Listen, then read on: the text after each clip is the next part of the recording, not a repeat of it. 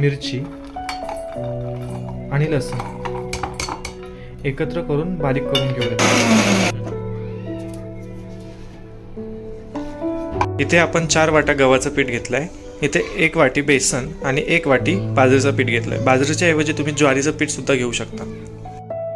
यामध्ये चवीनुसार मीठ घाला. 2 चमचे धण्याची पावडर, अर्धा चमचा हळद, त्यानंतर अद्रक लसणाची पेस्ट,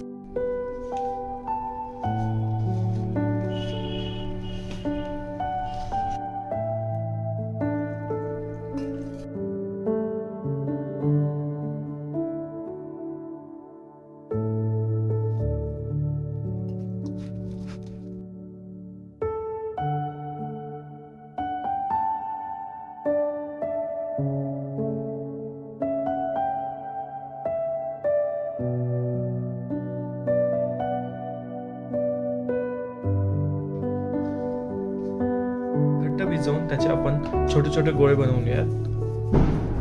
आपण पुरीच्या आकारा एवढे गोळे लाटून घेऊयात.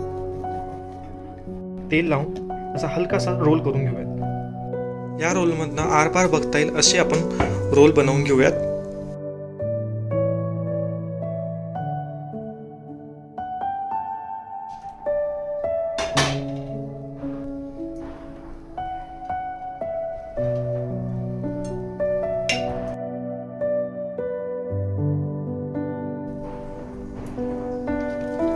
जिरं घालतोय आपण.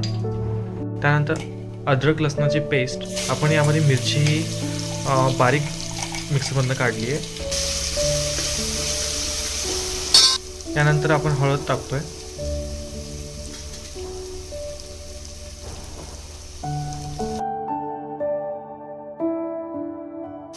नंतर यामध्ये पाणी घालून घेऊयात. इथे 3 तांबे पाणी टाकलंय.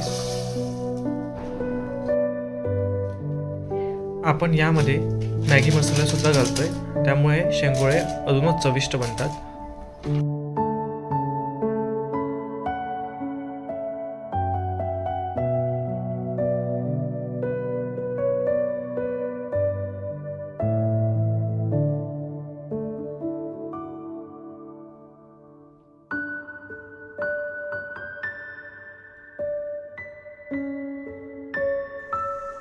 सगळी रोल पाण्यामध्ये घातल्याच्या नंतर आपल्याला साधारणतः 15 ते 20 मिनिटं याला शिजू द्यायचं आहे.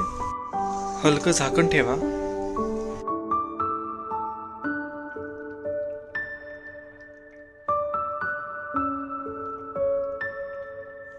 इथे आपले शेंगोळे बनवून तयार झालेले आहेत.